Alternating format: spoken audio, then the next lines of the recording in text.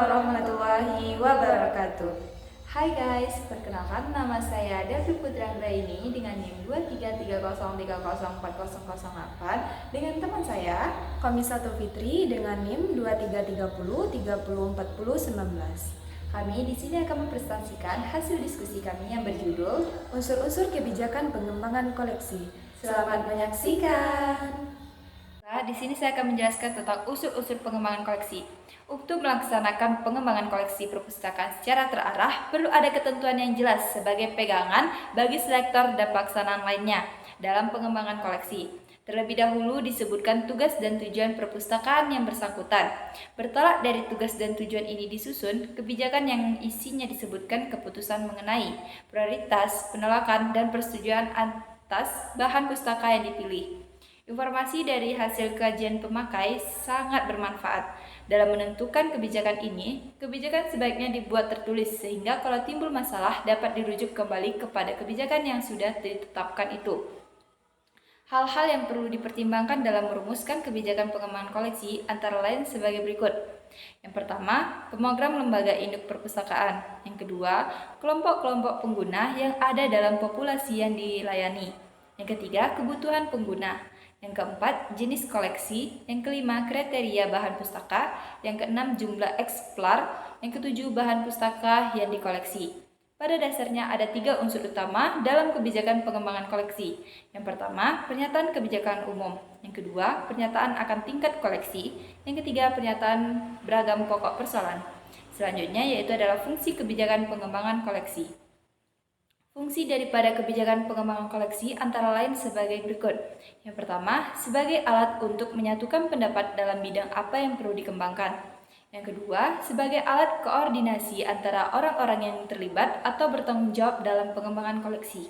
Yang ketiga, sebagai alat untuk mencapai konsistensi di dalam pembinaan koleksi.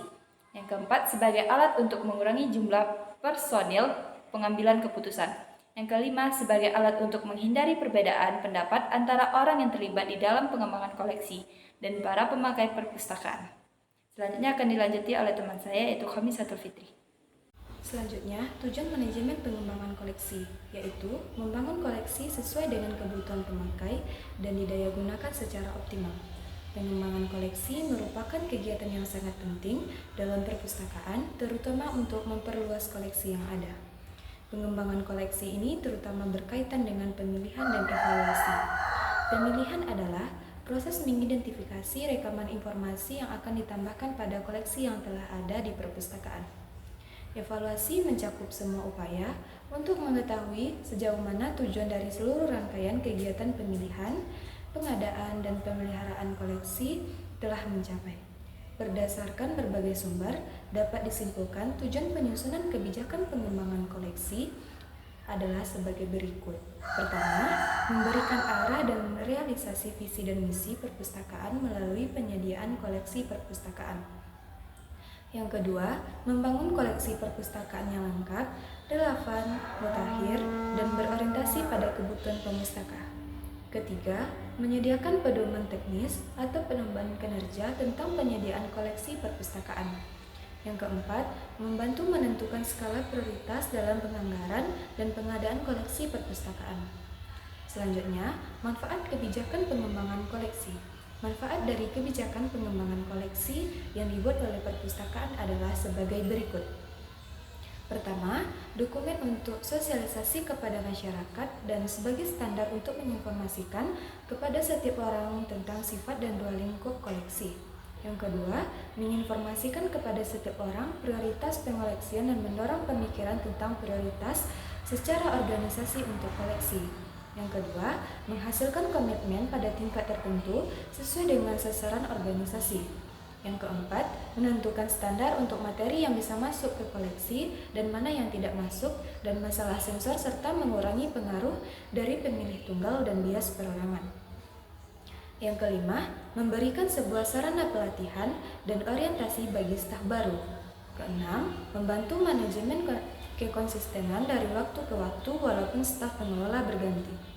7. Memberikan pedoman kepada staf untuk membantu dalam penyiaman dan mengevaluasi koleksi. 8. Membantu dalam merasionalisasi alokasi anggaran dan membantu dalam perencanaan anggaran. 9. Menjadi sebuah alat dalam menilai kinerja. 10. Memberikan informasi kepada pihak-pihak luar perpustakaan dan membantu memilih cara terbaik untuk pengadaan. 11. Membantu menetapkan metode untuk penilaian bahan pustaka. 12. Membantu merencanakan bentuk-bentuk kerjasama dengan perpustakaan lain. Baiklah, itulah hasil presentasi kami. Jika ada kata-kata kami yang salah, mohon dimaafkan. Kami akhiri. Assalamualaikum warahmatullahi wabarakatuh. Dadah!